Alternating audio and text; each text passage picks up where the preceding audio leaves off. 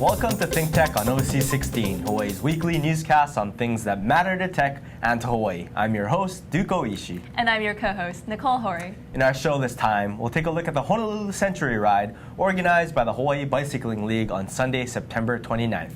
This was the 32nd annual Honolulu Century Ride, and thousands of riders showed up. It was a beautiful day and a beautiful experience for the people involved. Every year in September, the Hawaii Bicycling League has put on the Honolulu Century Ride, a 100-mile bike ride to and from East Oahu, and ending at the finish line with a party in Kapiolani Park. Of course, families and children have the option to ride less, and it's something to celebrate, whether you ride the full 100 miles or not. It's not a race, but a ride for cyclists of all ages. It was well attended by cyclists from Japan. They make a special trip here and bring great equipment.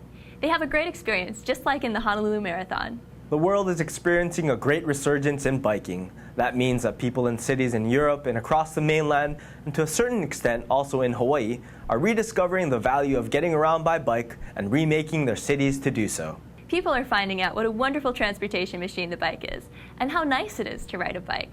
They're finding out that yes, they can actually use their bikes for transportation, and that it's fun and great exercise. They're finding out you can get from place to place on a bike, even in a congested city, and that a proliferation of bikes notably improves the quality of life in that city, not only for cyclists, but for everyone, for the community in general. Cycling makes you more aware of what's around you. It raises your consciousness about your surroundings and gives you a physical and mental rush. It's great to go biking with a friend.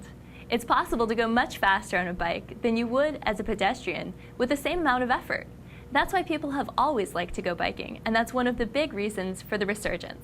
Bikes can be high-tech these days. Yes, they can be more expensive, but the new high-tech alloy frames and components are stronger and better now than they have ever been. Of all instrumentalities of transportation, bikes are clearly the most efficient. It's hard to understand why everyone in Hawaii isn't on their bikes. The weather is good, the terrain is relatively flat, and both those are very important. This could be the best cycling environment anywhere. But we haven't grown biking infrastructure nearly as fast as we should have. Mayor Frank Fossey built bike lanes 35 years ago, but not enough have been built since then.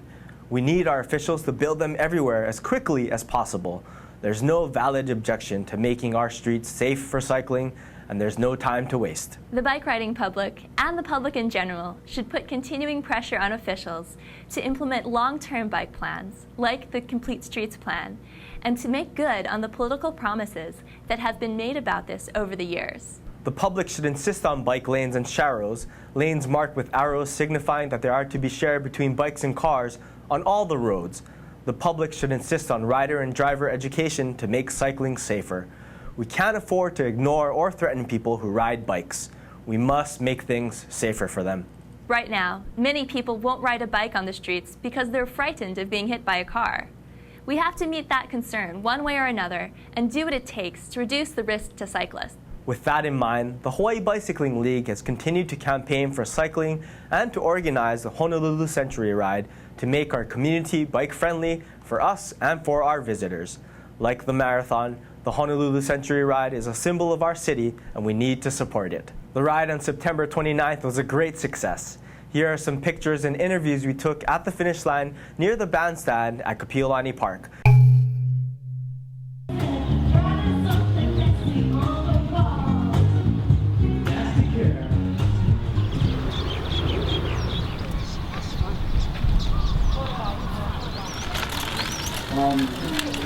Gannon here, one of the riders. Could you go and talk to them? Just a certificate. From Kapolei, 5-mile extension. You go along the railroad track. Because we need to build some backing for the leeward bike path. And of course, the most popular tent, Taylor Rittenberg is going to be featuring the total Hawaii Bicycling League's website. The law in all 50 states. And that law is for safety. Tell me why you're here. Volunteering with the JCs. Oh, that's great. That's great. What do you think of Hawaii Bicycling League and the Century Ride? I love it. Cooking to the ground. Awesome, totally. Go bikers! Go bikers! You did a good job. Ooh, baby. You did a good job. Job, job. Just flew in from Maui, and before that Melbourne, Australia. This is my 5th visit to Honolulu, and I was fortunate enough that this time around I was able to participate in the Century Ride. Yeah, I'm a lifetime member of HBL. We just don't have enough real estate to provide enough road space for bikes.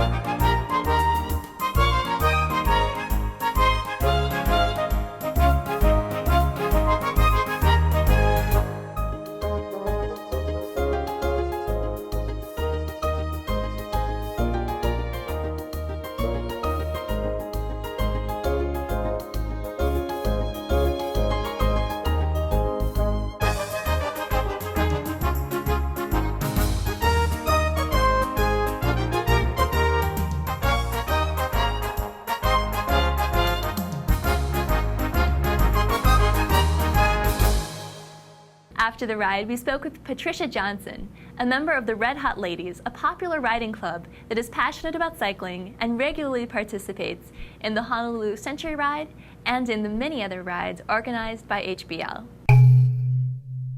I'm a part of Hawaii Bicycling League and a group inside of the Hawaii Bicycling League called the Red Hot Ladies. And we're a bicycling group that we ride on Sundays, primarily for women over 50, but we have everybody from 20 on up, and we have men also. So we have about 100 people part of the Red Hot Ladies. There's a hardcore group. There are some people who are fast.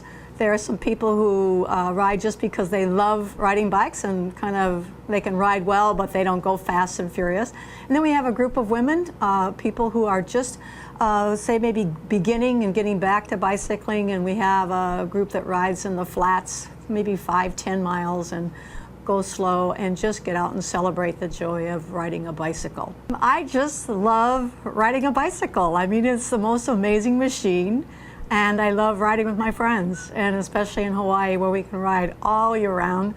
And some of my favorite rides, go out from Waimanalo out toward Kailua along the ocean, and then on the west side, riding from Kualoa on north up toward Haleiwa.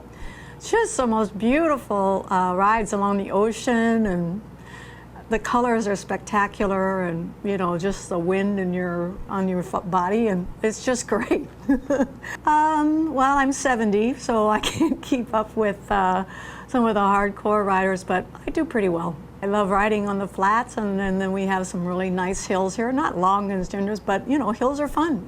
For the Honolulu Century Ride this year, I've ridden 7 times. And we have an extensive training program that we do beforehand. So to support people who've never ridden 100 miles before in their life, can do it successfully, have fun, and not be in bad shape when they finish. The Century Ride primarily celebrates also our relationship with Japanese riders. And they are, they come, they love riding here. It's fun to have them. They ride beautiful bicycles. And they're all kitted out in these gorgeous kits. So, and then just, riding, having a great time, and the aid stations, people who staff the aid stations do a great job to come out and support this big community event that celebrates our joy of bicycling. We also spoke with Wayne Ka'aloha, a cyclist and a member of the Hawaii Bicycling League who loves to ride and is proud of riding, and who also rode in the Honolulu Century Ride this year. The Century Ride is really good. There's a lot of people out there that you can talk to, and different faces that you see gets you out of your crowd mode, and you meet more people, and there's a lot of places that you can stop along and get food to eat. I mean, even though you're paying for the ride, but that's a lot different from just riding leisurely with your friends. But it's really good to get onto the Century Ride, and the weather. Every year that I've done the Century Ride, the weather been great. No rain and nice cool breeze.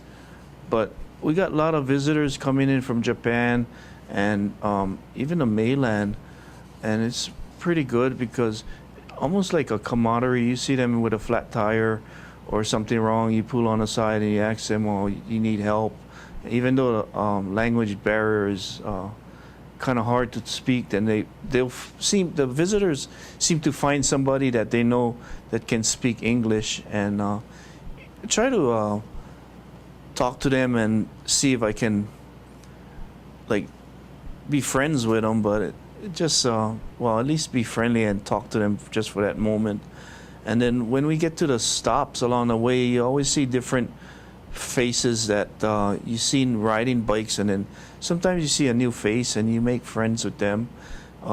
It's a pretty good deal. The hardest part of the Century Ride is the hills over in Hawaii Kai side, but otherwise once you get onto the windward side, you get the nice breeze and the mountains, and you get by the ocean and you're looking at the ocean, and it's all flat, so it's pretty good on your body on the wear and tear. Except when you go back towards Hawaii Kai, you got all those hills again that you gotta climb.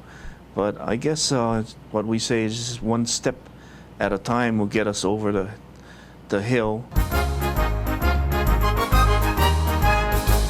We also spoke with Chad Taniguchi, Executive Director of HBL. He's totally committed to the league, to cycling, and to improving the quality of life in our state. We're back. We're live. I'm Jay Fidel here on ThinkTech Talks, finding our future on a given Monday afternoon. We're talking about the 32nd Honolulu Century Ride, which just took place yesterday. And we have here with us the Executive Director of the Hawaii Bicycling League, that is Chad Taniguchi. Chad, it's great to have you on the show, no kidding. Thanks again, and I'm glad to talk about the Century Ride. You know, we had more than 1,900 cyclists out on the roads of Hawaii, going from Waikiki around Makapu. Well, first they had to go around Diamond Head, then Hawaii Kai, around Makapu, through Waimanalo, Kailua, Kaneohe, and going to Kahalu, and then turning around at Swansea Beach Park. That's 50 miles. And coming back is another 50 miles, so that's why we call it the Honolulu Century Mile, 100 miles. Mm-hmm. Of course, you didn't have to do the whole 100. You could do 20 miles, 25, 50, 75. And you should see the variety of people that came out. And if people here have wondered whether they can or should do the Century Ride, the answer is yes, you can. We had families with small children, young children, 5 years old, 7 years old. I walked around, this was at the finish line. Yeah. Near the bandstand in Kapi'olani Park, and I took pictures and said hi to people. And I was really touched by the number of families, even large groups of obvious members of families who were there having a wonderful time. And it just struck me, as you said, that this is a great way to spend time with your kids. The Honolulu Century Ride, the Haleiwa Metric Century, they're probably the safest days of the year to ride your bike. You're in a crowd. You're in a crowd. We always tell people ride single file. But even riding single file, once a motorist sees one bicycle, then they're going to be alert to the fact, oh, I might see another bicycle. And so that's why it's the safest day of the year to ride, because it's motorist awareness about cyclists being on the road. And when we have so few cyclists that motorists aren't aware and it's a surprise, that's when we have crashes. So that's why our goal, our mission as Hawaii Bicycling League is to get more people to ride bikes. We need to keep the resurgence going, and we all have to encourage and support these cyclists and cycling organizations in their efforts to do so. ThinkTech will be there covering the story. If you want to know more about cycling, check out the website of the Hawaii Bicycling League, hbl.org. If you want to know more about ThinkTech or check our coverage of the subject, check out thinktechhawaii.com.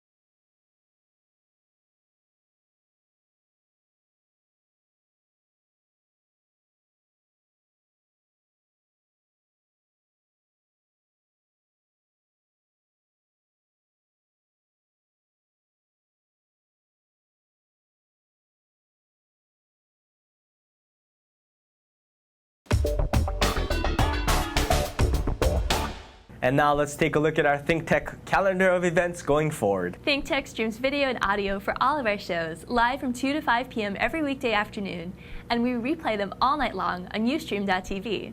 Visit thinktechhawaii.com for our live stream and YouTube links. Raise your awareness on ThinkTech.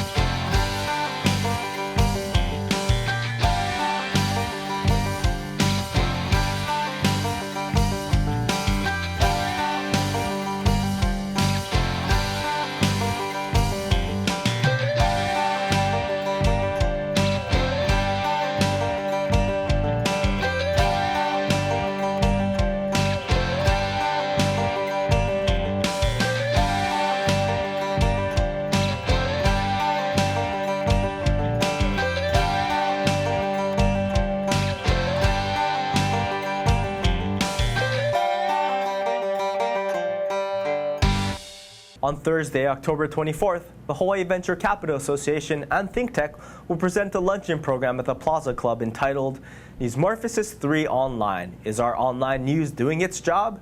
The program will feature a panel of journalists and publishers from the online news industry in Hawaii. You can sign up for these programs on hvca.org.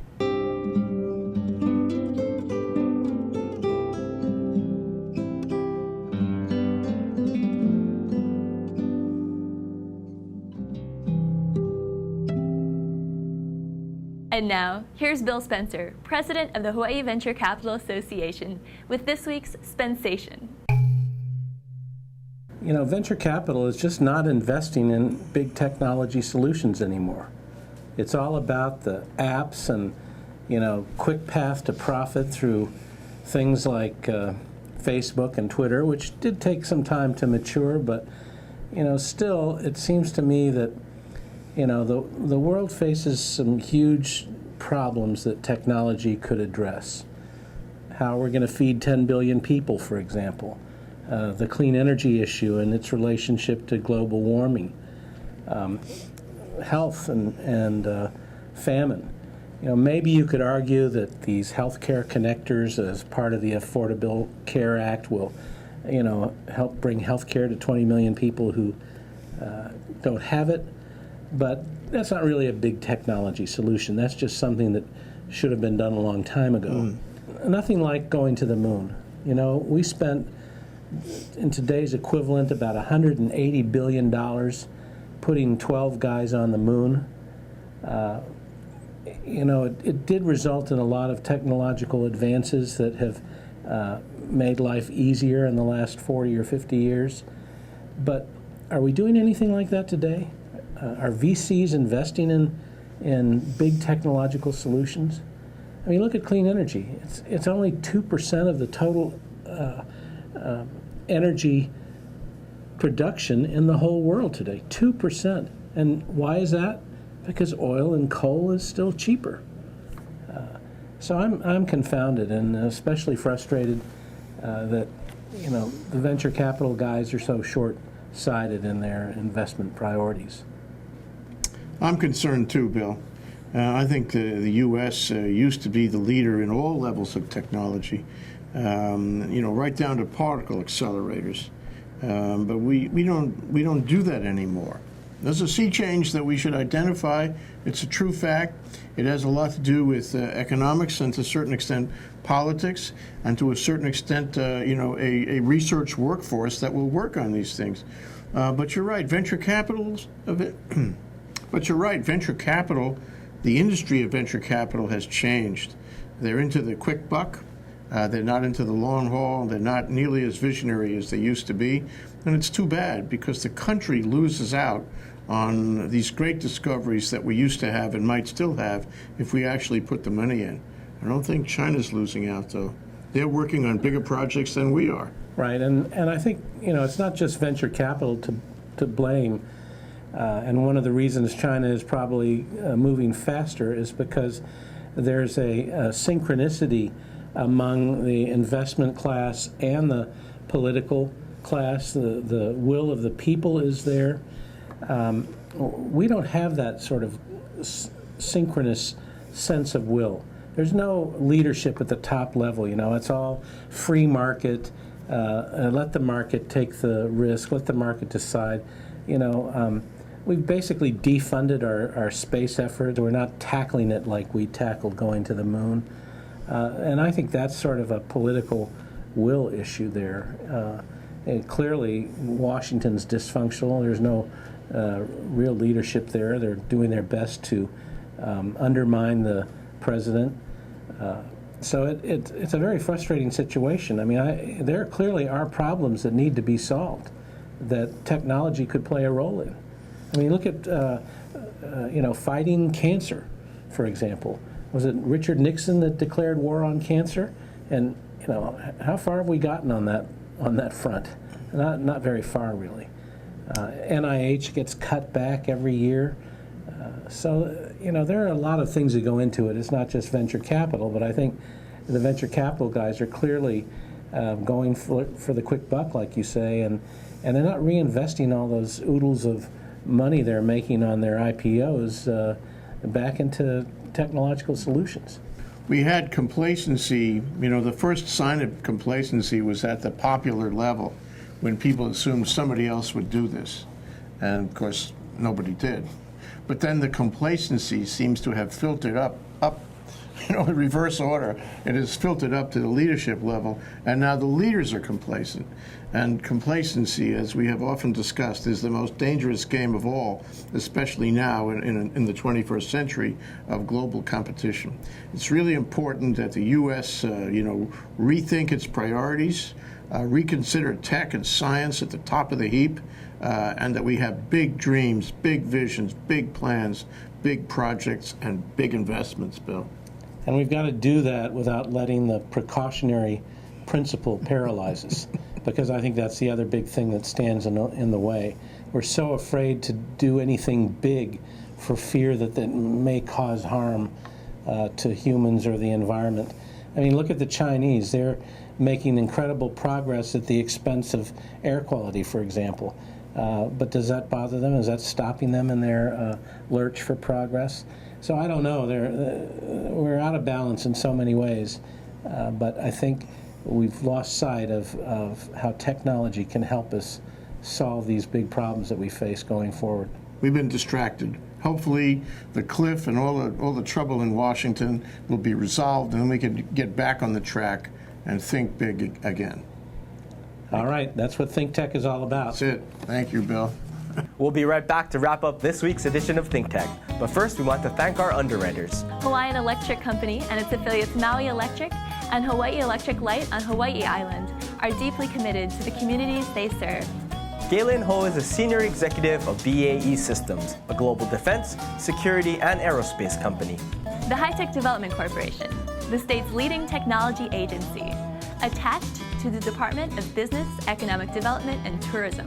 Castle and Cook Hawaii, with a time-honored legacy that spans more than 160 years and revolves around its mission of investing in Hawaii, creating communities, and providing for the needs of our state. Hawaii Gas, formerly the Gas Company, a proponent of the Liquefied Natural Gas Initiative, helping Hawaii achieve its transition to clean energy and a better energy future. Collateral Analytics, a Hawaii-based tech company empowering the real estate industry with greater and faster access to the tools and data they need to make better informed property investment decisions. The Foreign Trade Zone, operated by the Department of Business, Economic Development, and Tourism, encourages international trading in Hawaii and brings the benefits of the Foreign Trade Zone program to Hawaii businesses and entrepreneurs. Okay, Nicole. That wraps up this week's edition of ThinkTech. Remember, you can watch ThinkTech on OC16 several times every week. Can't get enough of it, just like J. Fidel does. For additional times, check out oc16.tv. Definitely, Duke. For lots more ThinkTech videos and for underwriting and sponsorship opportunities on ThinkTech and OC16, visit thinktechhawaii.com. Be a sponsor or a volunteer and help us reach Hawaii. I'm Duke Oishi. Thanks so much for joining us on ThinkTech. You can watch this show throughout the week and tune in next Sunday evening for our next important weekly episode. Aloha, everyone. I'm Nicole Horry. See you next time.